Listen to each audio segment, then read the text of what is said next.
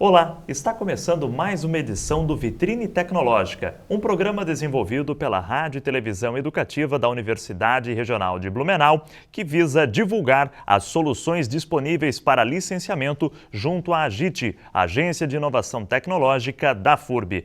E nesta edição, a gente vai trazer uma inovação muito importante voltada à área da construção civil, o forno de calcinação flash para a produção de metakaolin, que também pode gerar o cimento verde. Com a gente estão aqui o professor do Departamento de Engenharia Química, Henry França Maier, acompanhado do mestre em Engenharia Química, Gabriel Henrique Wienhage. Professor Henry, de que forma que surgiu aí esta problemática, sabendo que esta já não é a primeira solução disponível para agenciamento junto à AGIT que o professor desenvolve ao longo da sua trajetória junto ao programa de pós-graduação em Engenharia Química? Seja bem-vindo ao nosso Vitrine Tecnológica. Sim, muito obrigado. Eu vou iniciar fazendo um panorama sobre o que é o cimento convencional e o que seria o cimento verde. Eu acho que é o primeiro ponto para deixar claro o que é a nossa inovação tecnológica. Então, o cimento tradicional é o cimento Portland, que hoje é usado largamente na construção civil, e ele utiliza como matéria-prima, uma das matérias-primas é o calcário, que são carbonatos de cálcio e magnésio. Esse material, ele quando submetido ao calor, ele libera o dióxido de carbono, para a atmosfera, e nesta liberação formam os óxidos de cálcio e magnésio que vão para um forno. Primeiro, no Portland tem um sistema de calcinação e depois um sistema de forno. E no forno ele vira o clinker, que depois é moído e é transformado no cimento reativo que a gente conhece. Para produzir o calor, a indústria cimenteira tradicional, ela utiliza combustíveis fósseis. Dentre eles, nós podemos citar aí o coque de petróleo, que é basicamente um resíduo da indústria do refino do petróleo, e também resíduos industriais. Então, se queima combustível fóssil, produz um gás quente que tem dióxido de carbono, CO2. Por outro lado, o CO2 que foi expurgado em ciclos geológicos do nosso ciclo natural do carbono, esse CO2 ele acaba se juntando com o CO2 fóssil e é liberado para a atmosfera, sendo um dos responsáveis pelo aquecimento global, o efeito estufa e, por consequência, as próprias mudanças climáticas que a gente tem visto aí. Bom, por outro lado, existe o cimento verde, que é o qual a gente está trabalhando. Então, no cimento verde, o que a gente faz? A gente usa como matéria-prima principal o kaolin.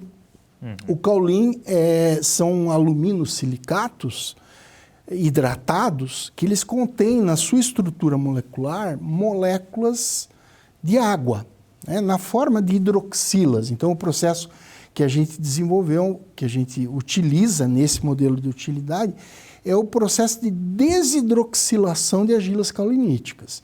Então, quando a gente faz a desidroxilação, ao invés de tirar o CO2, como é o caso do calcário no cimento convencional, a gente tira a água na forma de vapor da água, sob a ação do calor. Então, a água, por sua vez, não traz nenhuma consequência para o efeito estufa, como é o caso daí o termo, então, cimento verde. Mas não só por isso. Nosso modelo de utilidade, ele pressupõe também a utilização de biomassa para a produção da energia térmica necessária para que aconteça essa liberação.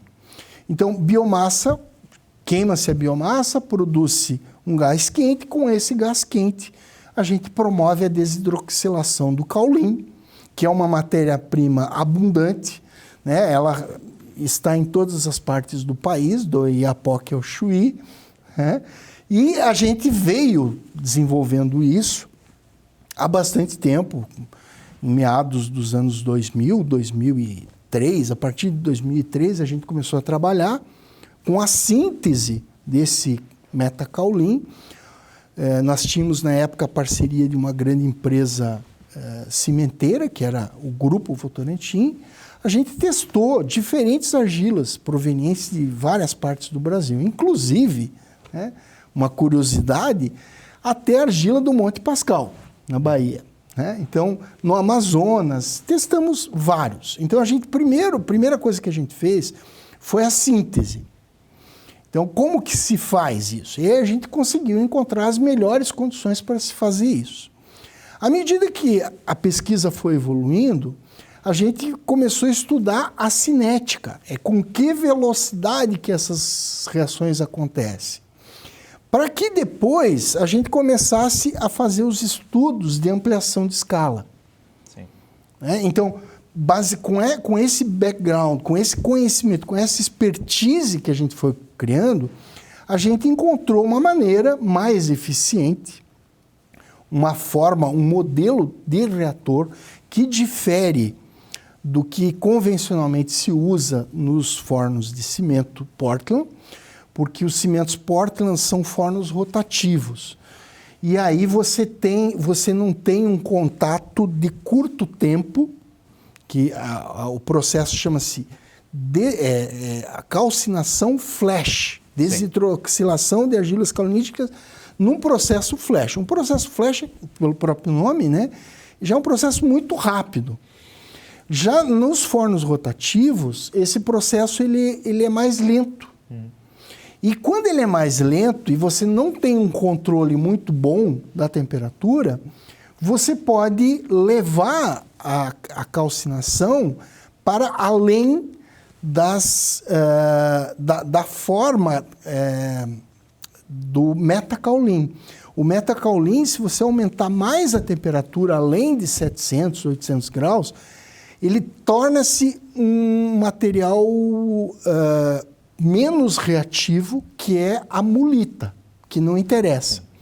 Então, a eficiência do processo convencional em forno rotativo é muito baixa, por causa desse descontrole. Você acaba tendo mulita e metakaolin. A mulita não é reativa. Ou seja, você tem que trabalhar a questão da temperatura e também a duração do processo do tempo para acontecer.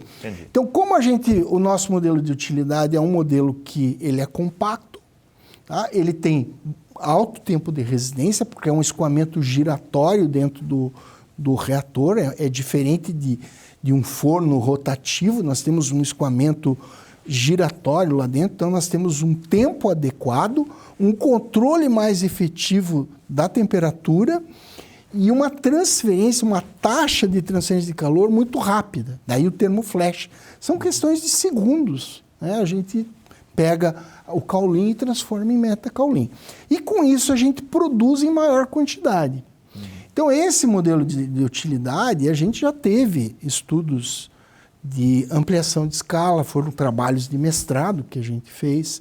A gente teve um projeto que foi financiado pela FAPESC, que a gente fez exatamente essa avaliação de como ampliar a escala do protótipo, né, do nosso protótipo, sair de uma escala de bancada, de piloto, passar pelo protótipo industrial e ir até o processo industrial. Porque quando a gente fala em cimento, a gente não está falando em pequenas quantidades. Não, são várias. São quantidades monstruosas, muito grandes, né?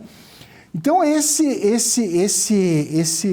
know-how que a gente veio desenvolvendo, ele continua. Nós estamos... tem o grupo do professor Vinícius Vigers, que é o que está conduzindo agora mais fortemente essa pesquisa. Continua-se a sair aí teses, dissertações de mestrado, que vão dando suporte nessa evolução tecnológica do nosso processo. Tá? Então, nós temos aí alunos que recentemente desenvolveram estudos de cinética, estudos como o do Gabriel, que está aqui, depois ele vai falar. O Gabriel fez o mestrado também em engenharia química, no nosso programa de engenharia química. E o Gabriel estudou também uma parte de síntese, mas focando mais o controle da cor do produto. Ele focou o controle da cor. Porque assim, a construção civil, quando se fala em concreto, ela já tem aquela cor cinza tradicional. Sim. É praxe já, né? É praxe. Então, quando você usa um caulim, o caulim ele pode ser branco, pode ser amarelo, pode ser... Tem diferentes variedades dependendo da origem dele. Quando ele sofre a calcinação, pela presença do ferro, que existe também na argila caulinítica, ele acaba ficando mais avermelhado. E isso traz um pouco de impacto. Então, o Gabriel, por exemplo, ele está estudando esse processo de controle da cor. Né? Então, é uma evolução constante. A pesquisa, ela vai... o nosso grupo de pesquisa, ele chegou no modelo de utilidade, tem uma propriedade intelectual, tem uma patente, por assim dizer. Essa patente está disponível para comercializar, mas o grupo continua em evolução tecnológica. Então, não é uma patente que vai ficar desamparada dessa evolução. Nós temos sempre esse contato.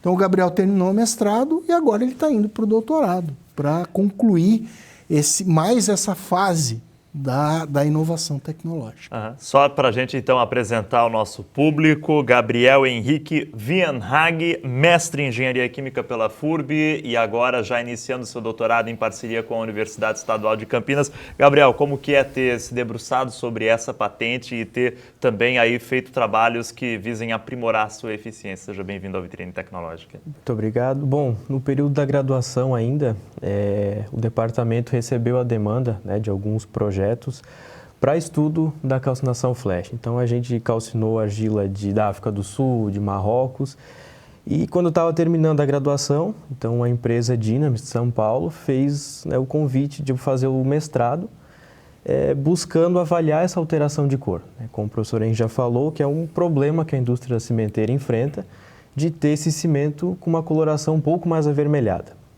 Então, o meu mestrado foi em cima disso, de desenvolver essa argila calcinada, né, e deixar ela numa coloração próxima ao do cimento tradicional, e que também esse projeto a gente está com pedido de patente, né, então a AGIT ela deu toda a ajuda necessária de busca de anterioridade, toda essa parte. E no final do mestrado, né, também surgiu a oportunidade de seguir no doutorado pela Universidade Estadual de Campinas, a Unicamp, em parceria com a FURB, onde eu vou fazer o estudo, então, de um modelo cinético para essa calcinação. Né? E também vai ter a oportunidade de fazer uma parte experimental na unidade deles da Alemanha. E só para o pessoal, para o nosso público entender, o que seria esse seu estudo cinético, o termo mesmo, o que seria, o que você vai desenvolver? Bom, o objetivo é determinar, né, um modelo cinético para a gente estudar a velocidade dessa reação e como se comporta também em diferentes atmosferas, né, em relação à cor, toda a parte da resistência, né, dessa argila, que também é um fator que importa, né, visto que ela tem que atender algumas normas de aplicação.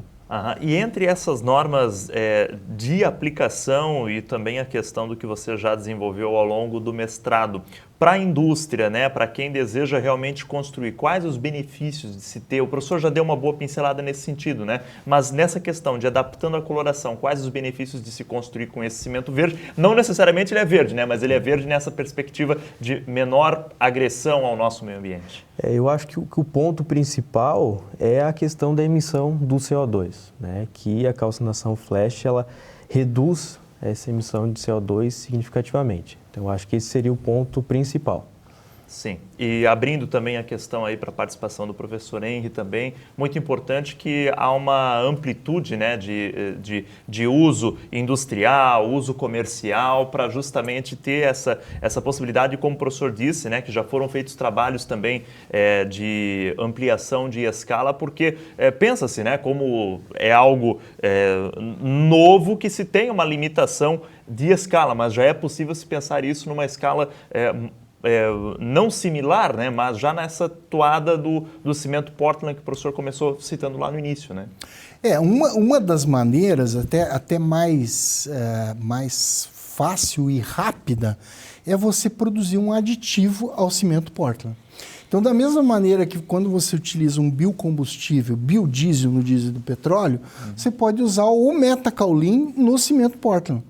Então, você tem dois benefícios aí. Você pode aumentar a resistência do cimento, porque o metacaulin, ele é mais reativo e oferece uma resistência maior, e ao mesmo tempo você diminui a pegada de carbono do próprio cimento Portland. Então, assim, o ponto de partida para que se comece a produzir algo em escala industrial seria pensando nessa aplicação de um aditivo, para daí depois ir galgando novas escalas e chegar a um ponto de a gente não ter mais o cimento Portland, né? E ter só o cimento que não é verde, ter um cimento verde do ponto de vista de impacto ambiental, em substituição, como a gente está tentando fazer uma migração da matriz energética dos combustíveis fósseis para os biocombustíveis, na mesma toada, digamos assim. E a grande questão que surge, né, professor, com relação à durabilidade do cimento Portland para o cimento metacaulin, existe já uma comparação ou eles são basicamente iguais? Não, eles são diferentes, tá? Existe inclusive um trabalho anterior de mestrado que analisou muito essa questão de resistência do cimento, né? Ele, inclusive, esse trabalho rendeu um doutorado na Austrália. O nosso aluno era um aluno da engenharia ambiental. Ele acabou indo, aluno do professor Vinícius, ele acabou indo para a Austrália também estudar da sequência, como o Gabriel está indo para a Unicamp e depois para a Alemanha, a mesma estratégia, né? Lembrando que isso tudo confere àquele investidor, aquele que está buscando uma oportunidade, uma certa segurança de continuidade na evolução tecnológica do processo. Uhum. Aproveitando que a gente já está na fase final da nossa conversa, né? A nossa conversa aí bastante produtiva. Professor, aproveite para a gente fechar a nossa participação, deixar o recado, a mensagem também, o Gabriel fica à vontade, para convidar o pessoal a acessar aí a vitrine tecnológica da Agit e também conhecer, saber um pouquinho mais sobre esse cimento metacaulin aí, sobre essa possibilidade que está disponível para investimento por parte dos empresários interessados em desenvolver essa tecnologia, essa patente que é da FURB, que é do próprio Departamento de Engenharia Química e que está disponível agora já com toda a documentação aprovada pelo INPE, Instituto Nacional de Propriedade Industrial. Sim, para finalizar, nós estamos à disposição, enquanto pesquisadores, enquanto grupo de pesquisa, a receber o pessoal para conhecer mais sobre o processo, sobre o equipamento e sobre as pesquisas que estão em andamento na direção de ampliar o conhecimento básico, o conhecimento fundamental necessário para fazer ampliação de escala. Estamos ao inteiro dispor de todos aqueles que nos procurarem. Serão bem-vindos. Gabriel Henrique, bons estudos e bom trabalho aí junto à Unicamp lá em Campinas e também futuramente na Alemanha. Um grande abraço. Obrigado. Legal, e essa foi mais uma edição do nosso Vitrine Tecnológica. Lembrando, se você ficou interessado, você pode entrar em contato com a Agit, Agência de Inovação Tecnológica da FURB, através do fone WhatsApp, que é o 33210605, 33210605, acessando também as redes sociais, @agitfurb, ou pelo nosso site, que é o furb.br/agit. E esta foi mais uma edição do Vitrine Tecnológica. Voltamos em uma próxima edição. Grande abraço!